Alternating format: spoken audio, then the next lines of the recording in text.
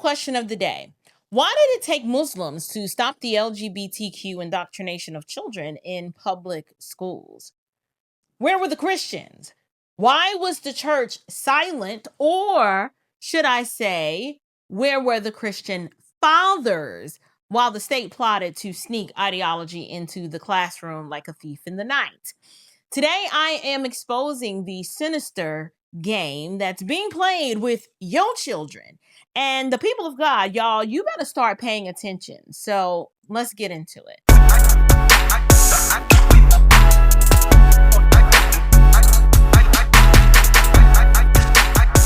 Grace and peace, you guys. Welcome back to Unshakable with April Chapman, where we discuss all things social, cultural, political, and theological from a biblical perspective. I am your host, April Chapman, and today we're going to follow up. We're following up on a Supreme Court case that exposes just how far the left, how far they are willing to go in order to push their agenda on your children. The Supreme Court ruled just not that long ago in a 6-3 decision that parents, wow, we have the constitutional right to opt our children out of LGBTQ themed lessons in elementary schools when those lessons violate deeply held religious beliefs. Now, first of all, let's take a moment to give a round of applause to the Supreme Court for rendering such an appropriate ruling. However, you guys, we can't spend too much time celebrating. So let's go ahead. Let's get the round of applause out of the way. But now we got to get into the seriousness of this. Let's go ahead and get something straight. I don't know if you guys were aware, but this was not a Christian-led lawsuit. Okay, this was led by Muslim families. You've got families from Iraq and Ethiopia and Pakistan who were the ones who were on the forefront of this lawsuit. These are the families that stood up for children while American evangelicals were too busy playing church growth games and hosting theology-light women's conferences. Or maybe we were busy doing a praise break or doing the boots on the ground line dance in church. Watch this.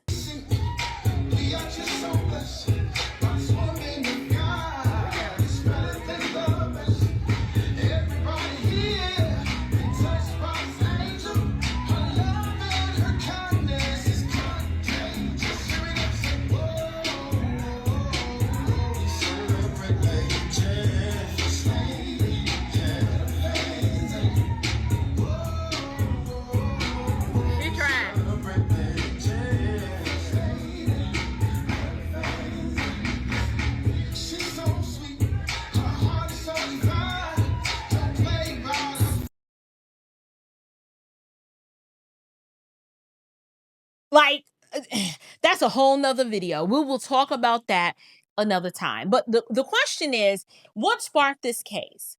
I am glad that you asked. In Montgomery County public schools, they were forcing kindergartners to sit through storybooks that celebrated drag queens and non-binary characters and same-sex romance. Yes, that is what happened. And then when parents asked to opt out, they said no. They said no, and it wasn't a passive no either. It was a strategic no. What the county did was they revoked the opt-out and then injected the ideology into other subjects, multiple subjects, that is. Now, let's be real. Y'all, this was never about education. This has always been about indoctrination. And I told y'all, these people believe that your children are their children, and they'll stop at nothing to ensure that your children are just as messed up and as confused as they can possibly be. You guys, this was calculated. Oh, this was a calculated, sinister attempt. It was a downright demonic attempt to sexualize your children. Now, the progressive elites, They knew that if they could saturate every subject, reading, social studies, even art, with the LGBTQ propaganda, they wouldn't need to ask parents for permission. It would just become a very healthy part of the normal educational process. Now, because if you think about it, by the time your child's brain would be fully developed, if this starts in kindergarten, the child's brain would already be wired with the worldview that they wanted to be wired with. So let me be plain. They weren't teaching children how to read. They were teaching them how to rebel. They were teaching them how to embrace sexual perversion and to treat it as normal. They weren't nurturing critical thinking skills. They were nurturing ideological subversion. And then here's the twisted part. The twisted part about all of this is that these wicked people had the audacity to tell parents that, oh, this isn't religious. No. But make no mistake about it, it's absolutely religious. It's the religion of humanism and relativism and sexual confusion. They bow the knee to this God of sexual perversion, and then they want your children to bow the knee as well. They knew exactly what they were doing. Here's another thing that I wanted to point out. If you guys remember, do you guys remember when Joy Reid, when she still had her Trump hair? When Joy Reid had her Trump hair, she had this guest on the readout, and it was a representative from the Moms for Liberty organization. And Joy Reid sat there with a straight face and had the audacity to question this woman and ask her, what gives you the right? What credentials or credibility do you have to tell parents that their children cannot have access to this kind of content? This is the woman that Ricky Smiley, the Jerome Crow ignorant Negro, wants you to listen to get your news and information from. This is the person that he suggested, a woman who is a mother herself, a Black woman, not a foundational Black American, but whatever, some first generation, some sort of immigrant situation. I don't know. But this is the woman who doubled down in her sexual perverted mindsets and argued with a parent about what gives her the right to say that these types of books have no place in elementary school curriculum. Y'all, this is not ignorance. This is not ignorance. This is intentional evil. This is why you cannot side and have solidarity with individuals on the basis of ethnicity alone. You need to be judging people by their worldview and the things that they advocate for. Because if you attempt to say, well, I'm with her, I'm with Joy, or I'm with Kamala, or I'm with this person or that person because we look the same, and so therefore we must believe the same and share the same worldview, you are sadly mistaken. So instead of the elephant in the room, now what I want to do is I want to talk about the elephant in the sanctuary. The reason, what I'm about to bring up, it's going to make some people feel some sort of kind of way, but you'll be okay. I have a question. Why were Muslims the ones leading this fight? Again, hear me clearly. This is not directed toward my brothers and sisters who have been loud and vocal about this. Individuals such as John Amachuku and Pastor Bishop Patrick Wooden, they have been sounding the alarm and warning about this for years. There are many Christian mothers who, through their advocacy work with the Moms for Liberty organization, have been attending the school board meetings. They've been pushing back against this. But this commentary in this video is for the silent majority. It's for the ones who didn't even, either know this was a thing, or for the ones that did and didn't take the threat that seriously. This video is not designed for me to give a head nod to the religion of Islam. That is not what this is. However, yes, I disagree. theologically with the Islamic faith. I am giving credit where credit is due because this group had the backbone to say, not my child. It was Muslim fathers who held the line. And I just want to take an opportunity to applaud them. They should be applauded. But the bigger question is, what about the Christian fathers? Huh? Where are the Christian fathers in mass who should have come together and said we need to file this lawsuit because these people are after our children? Too many pastors. They've been worried about the next building campaign or their focus on, I don't know how many Instagram followers that they gained this week. Why are these the things that so many religious leaders within the Christian context are prioritizing? Where is the righteous indignation? Where is the holy boldness? I don't see enough of it.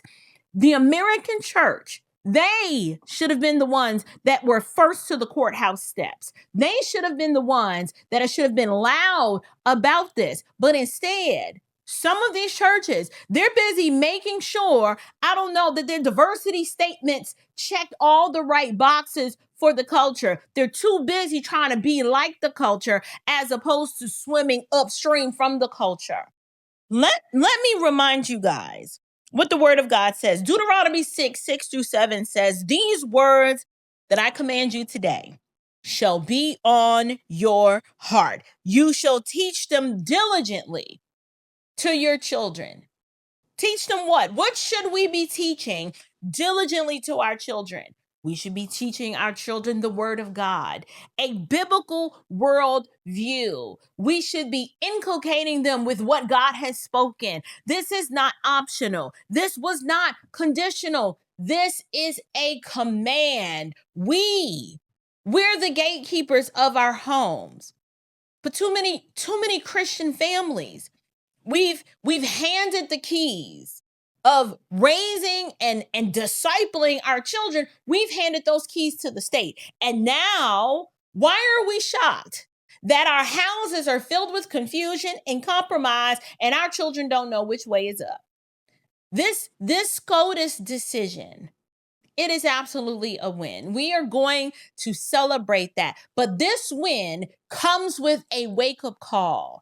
And I hope that the church is listening, because if we don't stop outsourcing our convictions to other people, and if we don't stop apologizing for biblical truth, we're going to find that the worldview of our children is going to be hijacked, because the left is absolutely going to do it. They're going to hijack the worldview of your children, and the hearts and minds of your children will be infiltrated in the name of tolerance. And I'm sure many of you Christian parents out there do not want that. If you won't disciple your kids, please believe the state will. Oh, they will swoop in to disciple your children in a heartbeat. And their curriculum, trust me, it comes straight from the pit of hell. And you'll be fighting so hard to get your children that it'll almost be like a full-time job, trying to labor and talk about the things of the Lord with your children, because the foundation was weak and because you abdicated your responsibility of educating your children. I'm talking about from the rooter to the tutor, not just the math, the reading, and the arithmetic, but the worldview too. When you abdicate that responsibility to the state or to educators, people who you believe know more than you, do not be shocked when your children come home as Romans. And so I know this was sharp criticism, and it's coming from a place of love, but I want this to be a wake-up call. If this episode challenged you, and it should, I want you to share it. Be the voice in your community that says, not my child, okay? We should be leading with the gospel, and we should not have allowed we should be embarrassed that the Muslim community were the ones who filed this lawsuit before we did. Christian fathers, y'all got to hold the line. I get it. I was at the Student Action Summit this last week, and I was talking with Amy Sneed from the Freedom Center with Liberty University. And we both agreed. We said, why was it? It's great that we have a Moms for Liberty, but it really should have been the Dads for Liberty. It should have been in Mama Bears. We are happy for the Mama Bears, but where are the dads? Where are the fathers?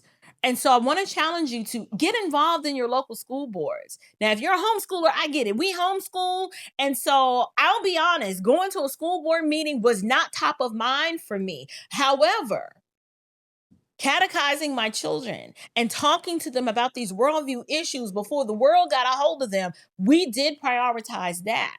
But if your children are still in the system, you need to speak up, or more importantly, train your kids in the truth before the world trains them in lies. But I'm curious to know, what do you guys think? Do you think that the church should have led in this fight and should have been the ones who filed this lawsuit as opposed to the Muslim community taking it all the way up to the Supreme Court? Or are you of the opinion that, it really doesn't matter who did it first, as long as it got done? Or if you're just like, I don't see the problem. I don't even see why kids can't learn about this stuff. They're going to learn about it anyway from their peer group. So you might as well start them young. Like, whichever side that you land on, I do want to hear from you. Leave me your response down in the comments below. And until next time, you guys, stay bold, stay biblical, and above all else, stay unshakable. Grace and peace.